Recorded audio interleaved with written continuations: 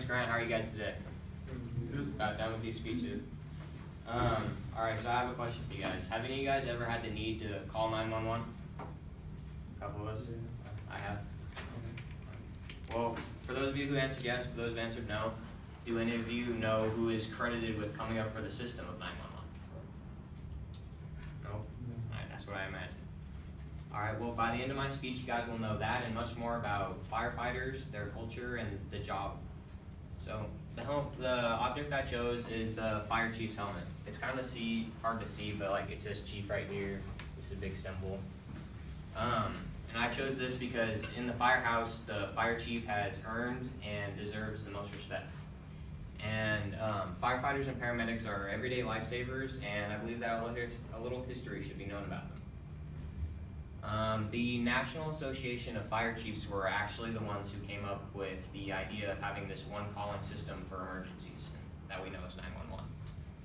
So a main reason that I believe I can relate to this culture is because I've had numerous family members who have been firefighters. And hopefully by the end of my speech, you guys will have a greater understanding of firefighters, the job, and the culture behind them. So I'll start off by talking about the jobs and the rank and how there's symbolism behind the helmet, and then I'll go on to discuss the culture and how I can relate. So first is the job and the ranks. So according to emergencydispatch.org, the Roman Emperor Augustus can be credited with coming up for the idea of a need for firefighters. And that was all the way back in 24 BC. And back then they didn't call them firefighters, but they called them watchmen.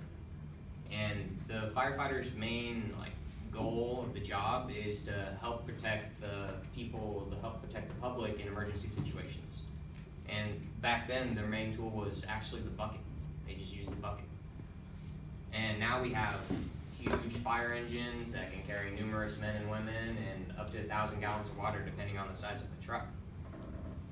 And firefighters need to be able to work strongly as a team, cohesively, be able to be under a lot of pressure.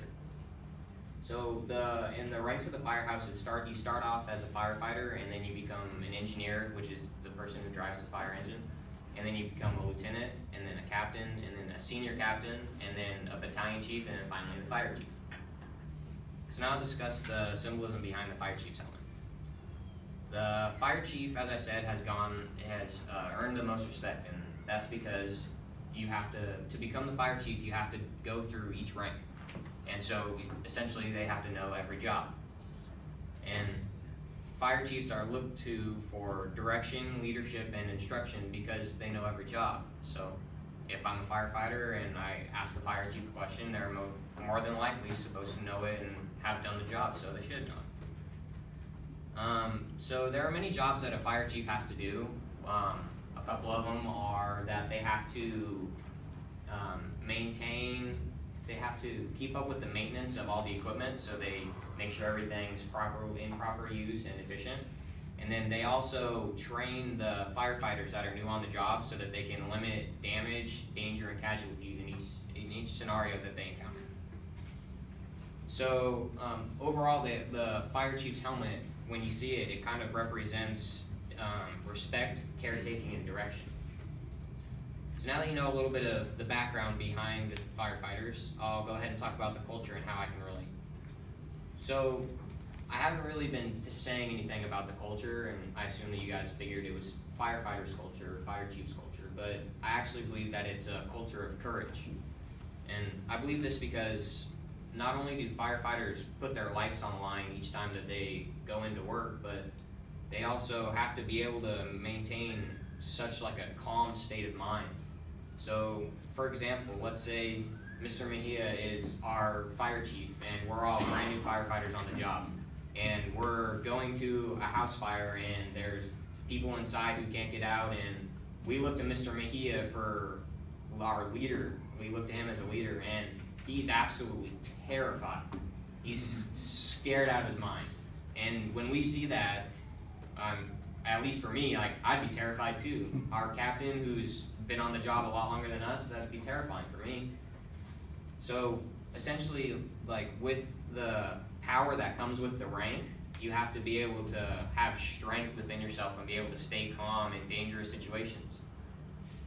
So now I'll tell you guys how I can relate to the culture. So ever since I was like a little boy, as long as I can remember, until I was up to my teenage years, like maybe like 10, that's not really a teenager, but up to then, my parents would dress me up as a firefighter for Halloween and for parties, and everywhere I would go with my parents that was like a dress up thing, I would always be a firefighter, because that's what my parents decided for me, I guess.